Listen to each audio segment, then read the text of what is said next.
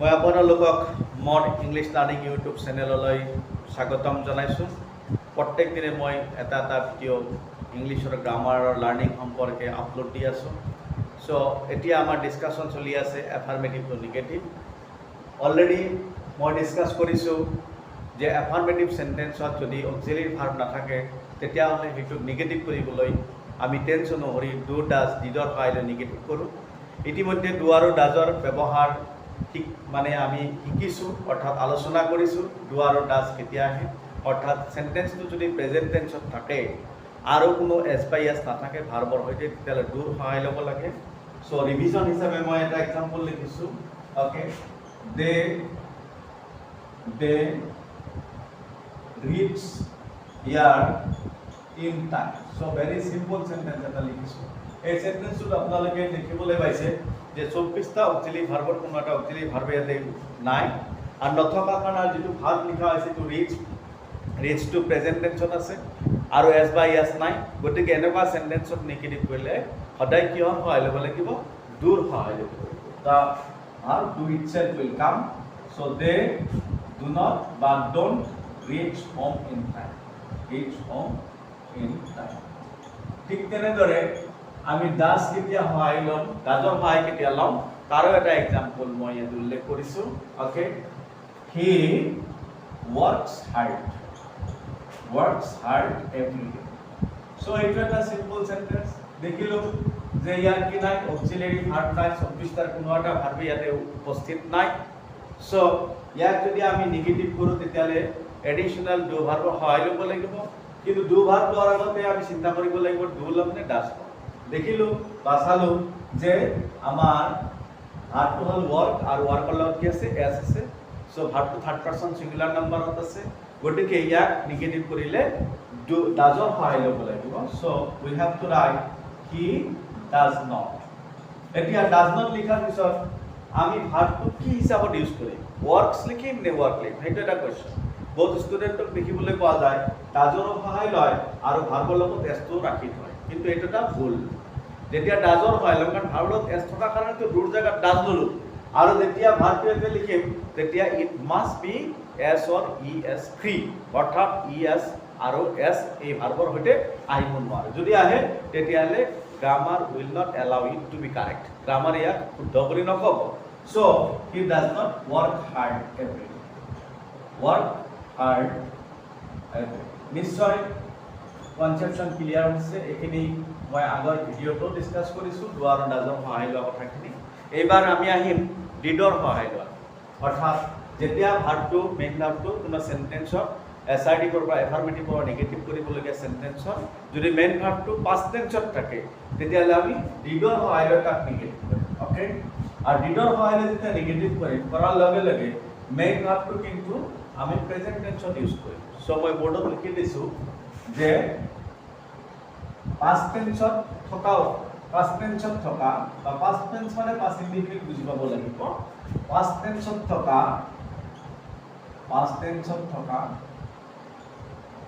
Affirmative চেণ্টেন্সক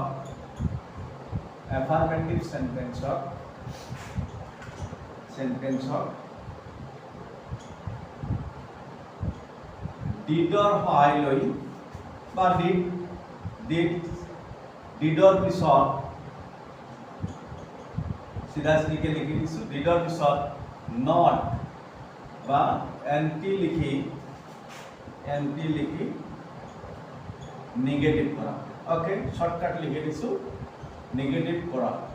আচ্ছা, কিন্তু এই ক্ষেত্ৰত উল্লেখ কৰা অৰ্থত বৰ গুৰুত্বপূৰ্ণ কথাটো হ'ল যে এই ক্ষেত্ৰত অৰ্থাৎ ডিডৰ সহায় লোৱাৰ লগে লগে এই ক্ষেত্ৰত মেইন ভাৰ্বটো অৰ্থাৎ যিটো পাষ্ট টেন্সৰ ভাৰ্ব সেই ভাৰ্বটোক কি কৰিব লাগিব? মেইন ভাৰ্বটো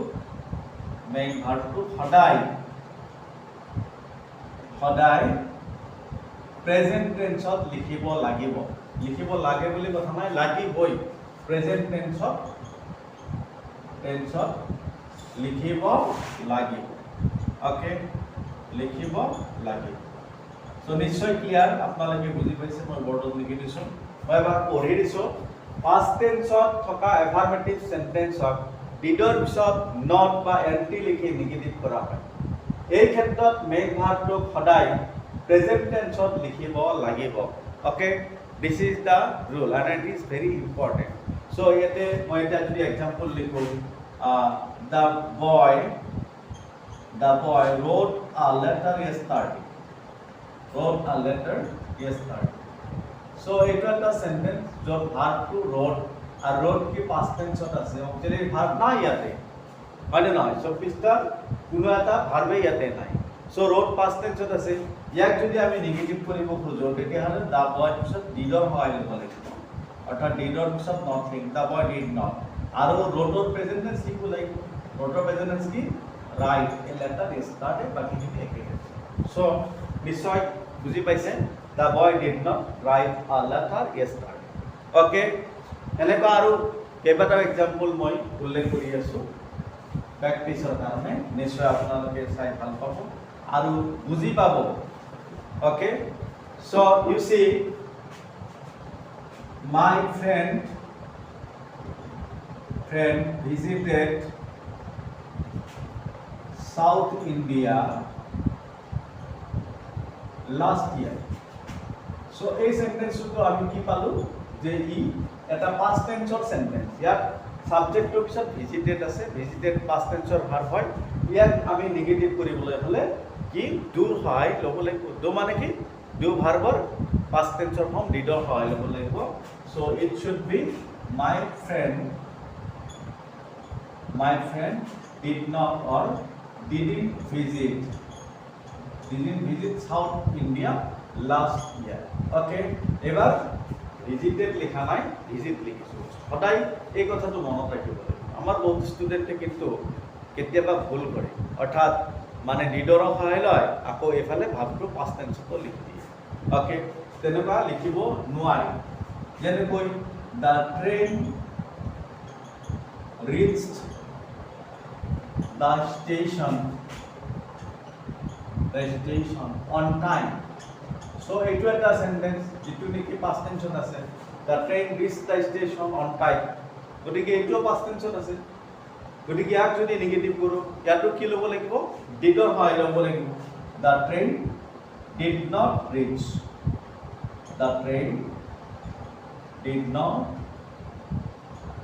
okay reach লিখিব লাগিব ইডি লিখিব নালাগে যদি ইডি লিখে তেতিয়াহলে ডিডৰ হয় ললে আকৌ কি ভাৰ্বটো past tense ত লিখিলে এটা ডাঙৰ ভুল সো আমাৰ ভিউয়াৰ্স বা হোৱাটছআপ যিসকল আমাৰ ওয়েল উইচাৰ আছে তেখেতসকলে নিশ্চয় ভিডিঅ'বিলাক চাই ভাল পাব আৰু বুজি পাব আৰু যদি কিবা অসুবিধা থাকে আপোনালোকে কমেন্ট কৰি জনাব পাৰিব মই মোৰ টিচিংটো আৰু উন্নত কৰিবলৈ চেষ্টা কৰিম ওকে সো আপোনালোকে আৰু এটা কথা লক্ষ্য কৰিব যে এনেকুৱা কিছুমান ভাৰ্ব আছে যিবিলাক ভাৰ্ব তিনিওটা ফৰ্মত একেই থাকে তেতিয়া সেই সেন্টেন্সটো আমি নেগেটিভ কৰাৰ ক্ষেত্ৰত দূৰ হয় লম নে ডাজৰ হয় লম নে ডিডৰ হয় কেতিয়াবা কনফিউজন আহি যায় যিদৰে মই এটা সেন্টেন্স লিখিছো আপোনালোকে চাব the pen cost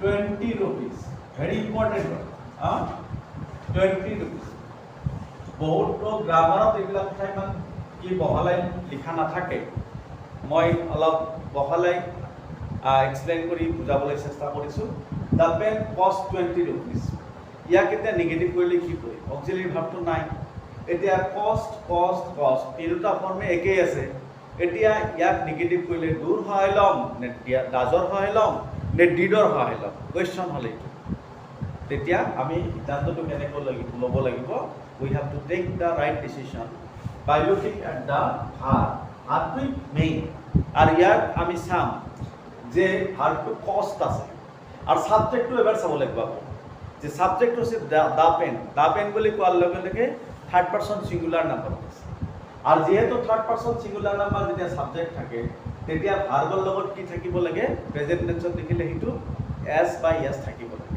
কিন্তু ইয়াতে দেখা গ'ল ভাৰ্বৰ লগত s বাই s থাকে তেতিয়ালে ডেফিনেটলি কষ্টৰ তিনিটা ফৰ্ম যেহেতু একেই যেনে কষ্ট এই সেন্টেন্সটো past tense ৰ সেন্টেন্স ওকে নিশ্চয় বুজি পাইছে কেতিয়াবা আমাৰ টান হৈ যায় ডিফিকাল্টি আহি যায়, কনফিউজন আহি যায়। পৰীক্ষাত এনেকুৱা চেণ্টেঞ্চ দিলে প্ৰায় 90% ষ্টুডেণ্টে, 90% বুলি নহয় 99% ষ্টুডেণ্টে ভুল কৰি দিয়ে।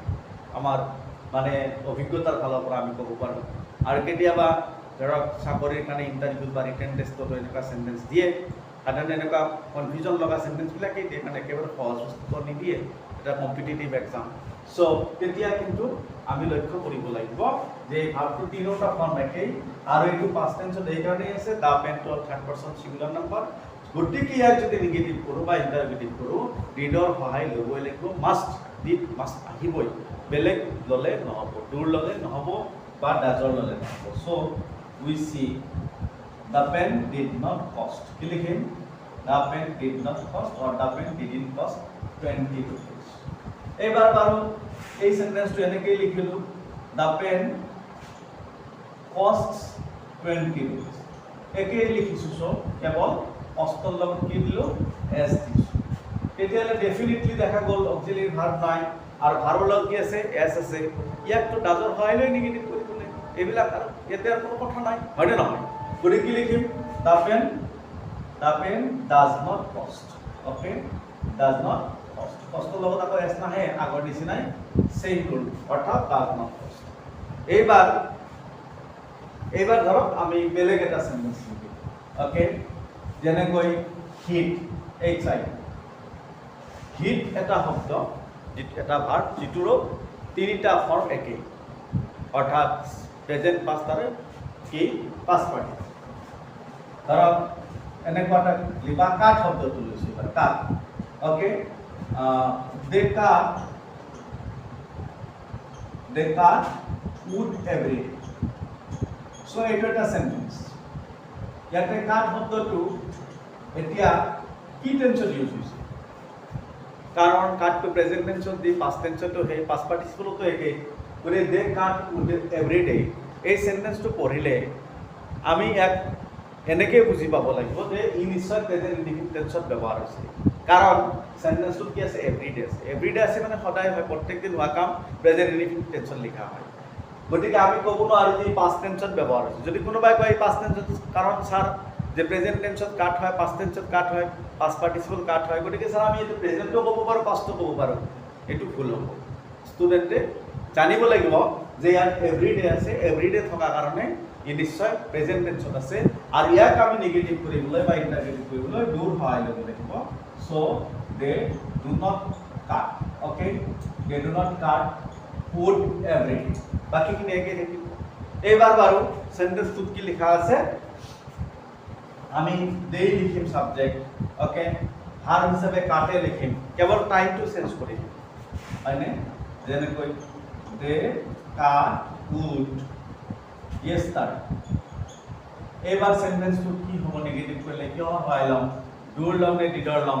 কাৰণ এছ বাই এছ নাই, যেহেতু কাটৰ লগত এছ বাই এছ নাই, গতিকে ডাজৰ কথাটো নাই। আমাৰ কনফিউজনটো হ'ল যে ডু আৰু ডিডৰ ক্ষেত্ৰত, অ'কে, ডাজটো এটা সুকীয়া বস্তু, এছ বাই এছ থাকিলে ডাজ আহিব, এতিয়া আমি এনেই গম পাই যাম।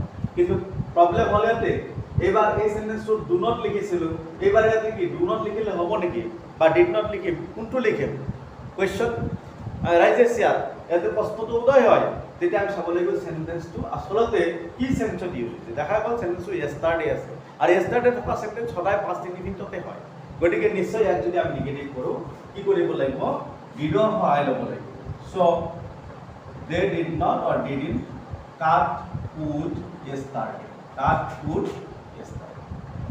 চ' নিশ্চয় বুজি পাইছে আপোনালোকে, মই বহুত চেষ্টা কৰিছোঁ কনফিউজন আঁতৰ কৰি ভালকৈ বুজাবলৈ, আৰু মই ভাবোঁ আপোনালোকৰ এই কনফিউজনবিলাক এতিয়া নাথাকিব।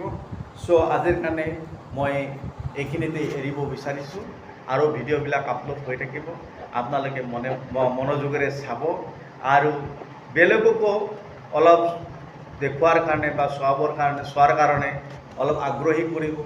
তেতিয়া মোৰ কষ্ট সাৰ্থক হ'ব, কাৰণ যিমানেই আপোনালোকে বেছিকৈ চাব, তেতিয়া মোৰ নলেজটো সিমানেই শ্বেয়াৰ হ'ব, আৰু তেতিয়া মোৰ মনটো বহুত ভাল লাগিব। অ'কে, আপোনালোকে চাই থকাৰ কাৰণে মোৰ ভিডিঅ'বিলাক চাই থকাৰ কাৰণে আপোনালোকক মই সদায় আন্তৰিক ধন্যবাদ জ্ঞাপন কৰোঁ।